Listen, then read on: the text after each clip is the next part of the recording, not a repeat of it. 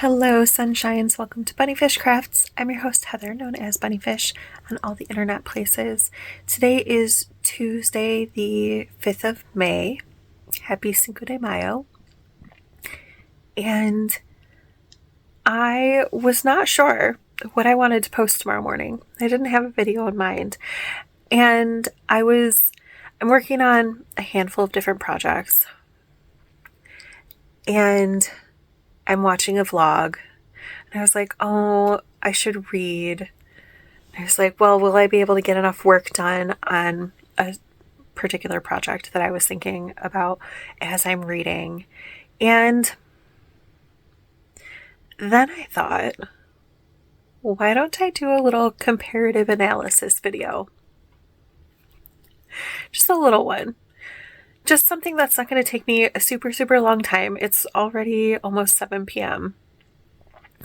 But what if I pick up a project, specifically this new sock that I'm working on? I just cast it on this morning. I did the ribbing at school. I am about to do the setup so that I can work the rye sock pattern on it. And what if I do a study for about the next hour with breaks in between? I'm not going to knit on one thing for an hour straight. My hands would die. But what if I see how different, like how much faster or slower, because I've never really compared it, how much faster or slower I am when I'm doing certain things while I'm knitting. So come along with me, because I am going to do the setup rounds first. I'm not going to have that be part of the count, but let's see how far I can get during a 20-ish minute vlog. And then however long it is, the same amount of time in reading a physical book. And then the same amount of time reading an audiobook. I think it'll be an interesting comparison. I don't actually time myself when I'm crafting on things, but I think this could be really cool, because I'm sure that I work less quickly when I'm reading because of things like page turning and stuff like that. But like, how much less? And I know 20 minutes is just a little tiny snapshot, but 20-minute chunks of time are a really good time for me to work on something, because it's not long enough for my hands to get super fatigued. And also, it's not too long where I'm going to get bored of what I'm working on. So here's my setup. I am going to watch Jeep Chat from 4:29:26 from Love Sock Wool. It is 20 minutes and 48 seconds, and I have it on my lap desk. Under my lap desk, I have a yarn bowl with my yarn so it doesn't go everywhere. Do you have a preference of which side your yarn is on? Because I heavily need my yarn to be on my left. If my yarn is on my right, I can knit or crochet, but I do not enjoy it, and I get very, very grumpy about it. Ironically, is this ironic? I feel like ironically, I like to spin with the fiber on my right. Like drop spindle, I like to spin with the fiber on my right. Do you have preferences? Does it matter to you for knitting, crochet, spinning, whatever? Let me know.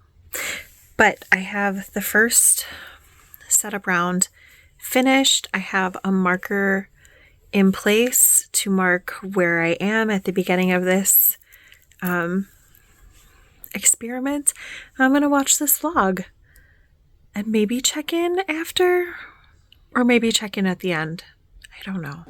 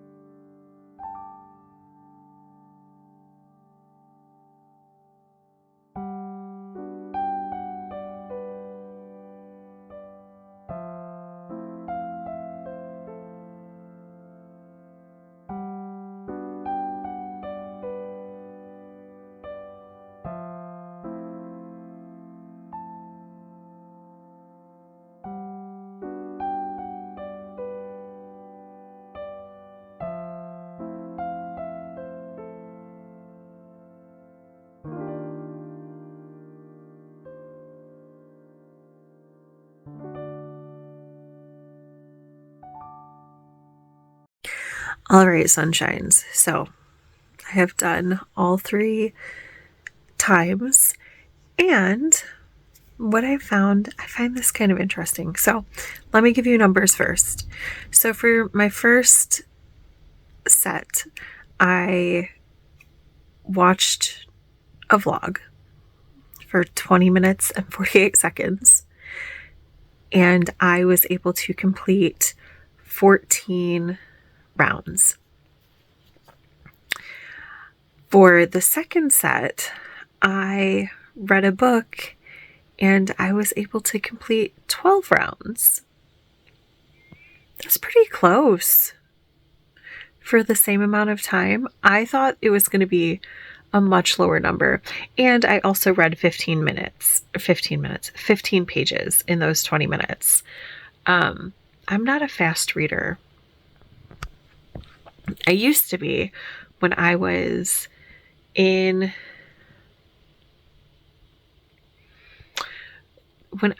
I think 5th grade. I read 4 Sweet Valley High books in the course, what would have been a school day. But I was homesick. So I read 4 Sweet Valley High books, which is around 800 pages. And yes, I know, they're like teenagery books. However, they were still chapter books and it was still 800 pages. Now, I have no frame of reference of how fast I could read, but faster than I could read now. When I was in middle school, I was really ridiculous, and I think I must have been severely dehydrated, because the feeling that I had after swim class, so like chlorinated water dehydrates you, I think I was severely dehydrated, because thinking back on it now, I felt like it was very much like being drunk, where like low inhibition, and like everything kind of had like a wibbly wobbly dreamlike feel to it. And I decided to see, or someone was running through the locker room and they were like, "I'm flying." They were running. And I was like, "That's not how you fly." And so I ran and I did, I can't think of what the term is, like the ballet jumps where you kick one foot in front of you and the other foot behind you. And I landed on slick tile and skidded, and my shin hit a bench and I slammed back and smashed the back of my head on the tile. I didn't like break skin or anything, but I did have a brain injury. And so now I can only read about as fast as I can talk. So I'm not a fast reader, is what I'm saying. So yeah, 15 pages in 20 minutes, that's about right. But still, 12 rounds in that 20 minutes. Okay, that's good to know. And then what I found really interesting was an audiobook. I don't know if it is because it was the last bit of knitting and so I was fatigued, or I think part of the problem is that an audiobook, like, it's not enough input, maybe, for when I'm knitting. So this pattern is basically mindless, right? I don't have to look at it to do it. So I only knit 13 and a quarter rounds while I was listening to my audiobook.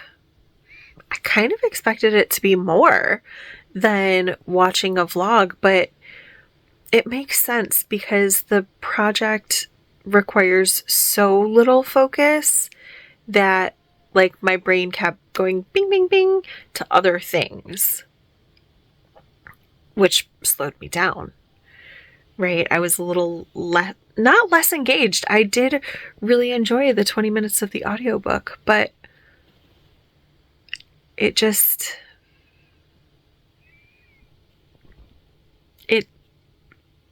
I did not knit as quickly as I was listening to the audiobook. Isn't that interesting?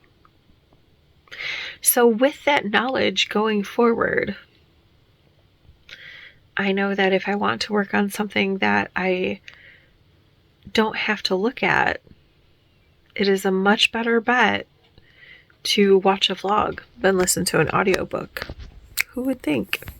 That doesn't mean I'm not going to listen to audiobooks and craft, because I am.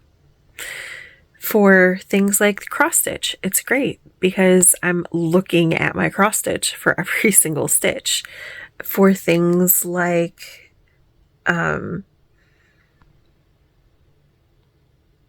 certain crochet patterns, for things where it's heavily pattern knitting, audiobooks are still going to be my friend.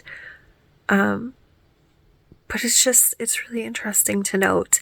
And it's also nice to note that the decrease in amount of progress for reading is not that much versus watching a vlog or listening to an audiobook. Do you knit while you do other things? Like any other things?